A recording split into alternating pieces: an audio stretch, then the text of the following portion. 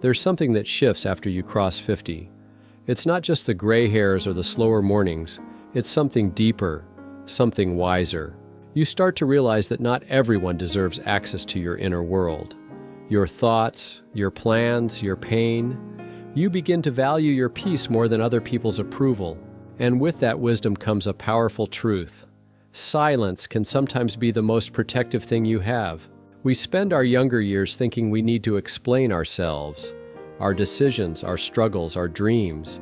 But age teaches you this beautiful lesson. You owe no one an explanation for living your life the way that brings you peace. And when you finally reach that point, you stop giving people keys to rooms they have no business being in. So today, let's talk about those rooms. The private places within you that deserve to stay locked unless someone has truly earned the right to enter. Not out of fear, but out of strength. Because after 50, there are certain things, certain parts of your life, that are better left unsaid, especially around the wrong people. Let's start with the one that caused the most heartache when shared carelessly, your financial situation. Whether you've done well for yourself or you're getting by on a tight budget, money is personal, it's emotional, and sadly, people treat you differently based on what they think you have or don't have. Share that you're doing okay, and suddenly folks expect you to foot the bill, lend money, or support their plans. Share that you're struggling, and people might look at you differently. They might pity you, or worse, gossip about your choices, as if your challenges somehow define your intelligence or character. Your finances are your business, not your neighbors, not your distant cousins, not the person who makes polite small talk just to pry. It doesn't matter how well-meaning someone seems, unless they're directly helping you manage or improve your finances. Their curiosity doesn't serve you. Keep your wallet and your worth separate in conversation. Then there's your health. Now this one's tricky, because yes, our health becomes more of a focus as we age, but that doesn't mean it needs to become a public broadcast. You might think you're just updating a friend about your latest doctor's visit, but before you know it, your personal medical details have become coffee shop conversation for people who barely know you. And it's not just about privacy. It's about how people start to treat you differently once they know about your health challenges. They may assume you're weak, or that you've lost your independence. They may stop inviting you to things or hesitate to rely on you, all because they now see your health as your identity. But you are not your diagnosis. You are not your medication list or your hospital visits. You are still full of life and wisdom and value, and that truth gets harder for others to see when all they focus on is what's wrong with you. If you choose to share, do it with intention. Maybe with someone who's going through something similar and needs encouragement, or with a close loved one who genuinely wants to support you. But don't feel obligated to give out personal health updates like flyers. Protect that part of yourself. You have nothing to prove. And let's talk about family. Oh, the stories we carry. After 50, you've lived through things, real things. Moments of joy, heartbreak, betrayal, forgiveness. Family isn't always easy, and sometimes the people closest to us hurt us the most. So it's tempting to vent, to confide, to spill the details to someone who feels like a listening ear. But here's the danger. Once you share private family matters with the wrong person, you give them power. Power to judge your loved ones. Power to twist the story. Power to spread information that was never meant to leave your lips. And often it's not malicious. It's just human nature. People talk, people add their own spin, and suddenly, something that was personal becomes public and ugly. Keep your family struggles inside your sacred circle. Talk to a therapist, a spiritual guide, or write it out in a journal. But don't hand over your family's story to someone who doesn't live it with you. Not because you're ashamed, but because you're loyal. Because you understand the value of protecting the people you love, even when things aren't perfect. At this point in life, your peace should be the most expensive thing you own. Priceless, non-negotiable. And one of the easiest ways to protect that peace is by choosing what you share and who you share it with. Now let's talk about something that's easy to overlook, but incredibly powerful. Your future plans. That vision you have in your heart for what comes next. Maybe it's starting a little business, Maybe it's selling everything and moving somewhere peaceful. Maybe it's writing a book, or even something as personal as repairing a broken relationship. Whatever it is, that dream, that quiet hope, deserves protection while it's still in the soil. Because not everyone claps when you plant a seed. You'd think that after 50, people would be more supportive, that they'd say, "Wow, good for you."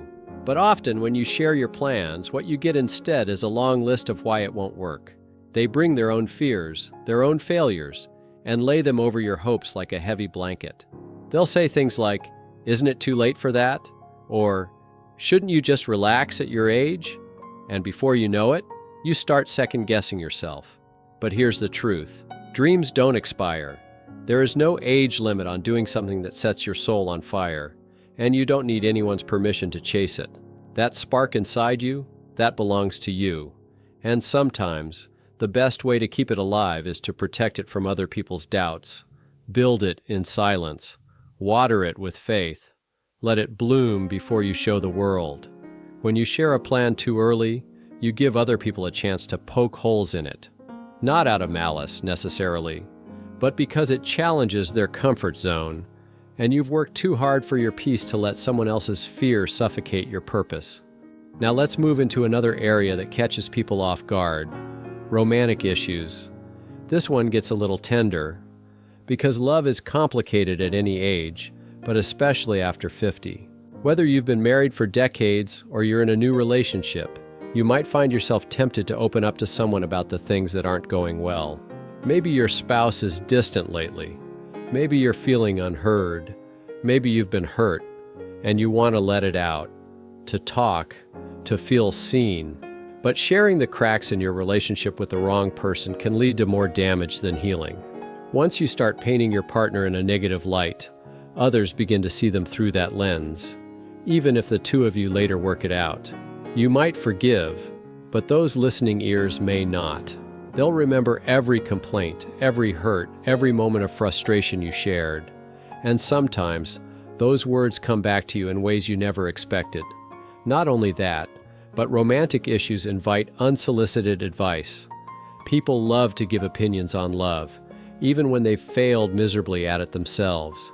You might hear things like, "You should leave," or "I wouldn't put up with that." But what they don't have is your history, your heart, your reasons, and if you're not careful, outside voices can begin to echo louder than your own wisdom. If your relationship is struggling, talk to your partner first. If that's too hard, seek counsel from someone trained to help, someone who can guide you without judgment. But resist the urge to make your private love life public, because even strong couples have storms. And the more people you let into your storm, the harder it becomes to find your way back to clear skies together. Let's be honest. Being open is natural. We want to connect, to relate, to feel less alone. But openness without boundaries is a setup for pain. And what life teaches you, especially in these wiser years, is that not everyone deserves front-row access to your emotions. Some people are meant to sit in the balcony, to wave politely, not to dig deep. You've lived long enough to know that silence can be sacred, that some things lose their power when spoken too soon, that guarding your energy is not selfish, it's survival. And protecting your heart isn't about being cold. It's about being careful. You've earned the right to be careful, to choose peace over popularity, to choose strength over the need to explain. There's a quiet dignity in keeping certain things just for yourself, not because they're secrets, but because they're sacred. There's one more thing that deserves to stay protected, and it might just be the hardest of all to hold back. It's your past mistakes, the regrets, the choices you wish you'd made differently. Maybe it was a marriage that didn't work out, a financial decision that went sideways, a moment when you trusted someone you shouldn't have. We all have them. Every one of us carries a few of those "I should have known better" memories. And sometimes, when we speak them out loud, it feels like we're freeing ourselves from the weight. But be cautious. Not everyone deserves to hear the full story of your scars. Because while some will respond with compassion, others may store your confessions for later use, to judge, to gossip, or even to use them as leverage when it suits them. And that kind of betrayal? It cuts deep, especially when you thought you were just being honest. Here's the truth. Your past doesn't define you. Not at this age, not ever. You've lived, you've learned, and you've grown into a version of yourself that only experience could shape. The things you've been through, they're chapters, but they're not your whole story. And sometimes, keeping those chapters tucked quietly away doesn't mean you're hiding. It means you've made peace with them. That's real strength. Now, none of this means you have to close yourself off to the world. You're still allowed to share, to trust, to connect. But the beauty of growing older is realizing that you can do all of that without giving everything away. You can be open, but still wise. You can speak your truth while still protecting your peace. You don't need to prove anything to anyone. You've already proven so much. To yourself, to your family, to life itself. At this stage, your focus should be on nurturing what brings you joy, surrounding yourself with people who lift you up, and letting go of the need to be understood by everyone. And maybe that's the most powerful message of all. Not everyone needs to understand you to respect you. Not everyone needs access to your private life in order for you to feel valued. Sometimes the most empowering thing you can say is nothing at all. Just a quiet smile, a nod, a deep breath of knowing you are enough as you are. So if you've ever been made to feel guilty for setting boundaries, remember this: silence is not weakness. Discernment is not selfish. Guarding your peace is not unkind. It's wise, it's earned, and it's deeply necessary. As you move forward, let your life be a reflection of your values, not your explanations. Protect your joy, share selectively, speak carefully, and never forget, you are not here to entertain everyone else's curiosity.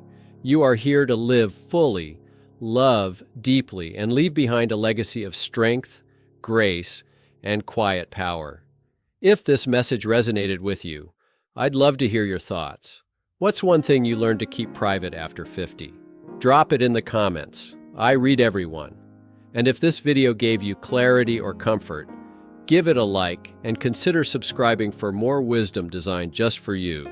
Here's to living smarter, quieter, and stronger every single day forward.